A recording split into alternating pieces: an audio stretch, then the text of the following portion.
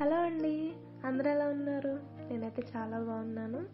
So welcome back to our channel. మీ అందరికీ firstly మీరు కనుక మన ఛానల్ కొత్తగా చూస్తున్నారా అయితే please take a moment and subscribe. ఈరోజు వీడియో ఏంటంటే మనందరికీ ఎంత ఇష్టమైన రవ్వ కేసరి. చాలా సింపుల్గా నేను ఎలా చేస్తానో చూసేద్దాం, వచ్చేయండి. ఫస్ట్ స్టవ్ వెలిగించి ఒక ప్యాన్ పెట్టుకొని ఒక 2 స్పూన్లు నెయ్యి వేస్తున్నాను. నెయ్యి వేడెక్కిన తర్వాత మనకు కావాల్సిన డ్రై ఫ్రూట్స్ వేసుకోవచ్చు. నేను ఇక్కడ జీడిపప్పు అండ్ కిస్మిస్ యాడ్ చేస్తున్నాను. ఈ రెండు మంచి గోల్డెన్ బ్రౌన్ వచ్చేదాకా ఫ్రై చేసుకోండి. మీకు కావాలంటే బాదం వేసుకోవచ్చు, ఎండు కొబ్బరి వేసుకోవచ్చు, ఇంకా మీ ఇష్టం అది. ఇవి మాత్రం నీట్గా ఫ్రై చేసుకొని పక్కన పెట్టుకోండి. సేమ్ ప్యాన్లో నేను ఇక్కడ 1 గ్లాస్ రవ్వ తీసుకున్నానండి.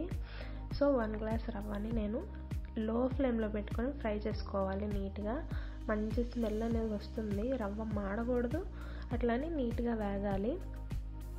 కలుపుకుంటూ సిమ్లో పెట్టుకొని ఫ్రై చేసుకోండి.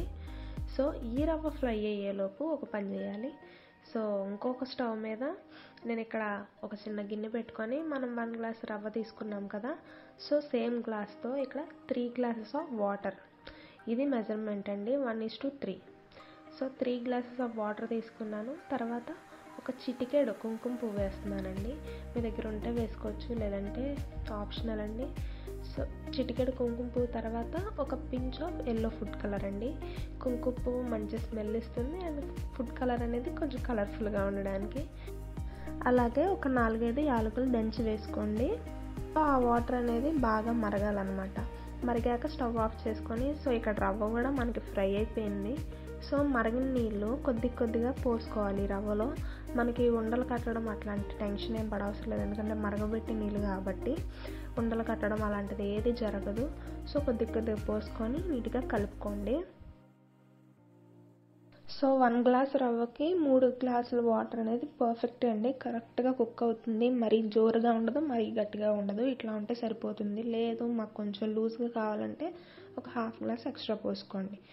దీన్ని ఒక 2 మినిట్స్ అలా వదిలేస్తే వాటర్ అంతా దగ్గర పడి మనకి రవ్వ అనేది పర్ఫెక్ట్గా కుక్ అవుతుంది. చూస్తున్నారు కదా. రవ్వ కంప్లీట్గా ఉడికిపోయింది అని కన్ఫర్మ్ చేసుకున్న తర్వాత ఇక్కడ నేను 1.5 గ్లాస్ షుగర్ యాడ్ చేస్తున్నానండి.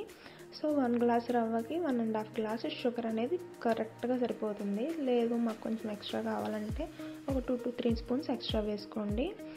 ఇంకా అంతకుమించి ఎక్కువ తినలేము కదా స్వీట్. లేదు షుగర్ వద్దు అంటే ఈ ప్లేస్లో మీరు బెల్లం తురుము కూడా యాడ్ చేసుకోవచ్చు. బెల్లం అంతా బాగా కరిగిన తర్వాత లాస్ట్లో ఒక 2 to 3 స్పూన్స్ నెయ్యి యాడ్ చేస్తున్నాను నేను. నెయ్యి ఉంటే బాగుంటుంది కదా.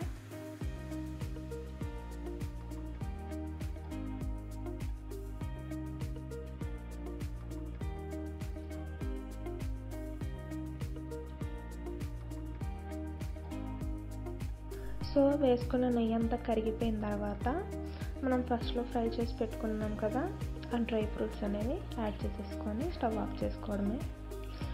అంతేనండి, చాలా సింపుల్గా రవ్వ కేసరి అనేది రెడీ అయిపోయింది. వీడియో నచ్చితే మాత్రం లైక్ చేయడం మర్చిపోవద్దు అండ్ కొత్త వీడియోస్ కోసం మన ఛానల్ని సబ్స్క్రైబ్ చేయండి. మరో కొత్త వీడియోతో మళ్ళీ కలుస్తాను. Take care, bye.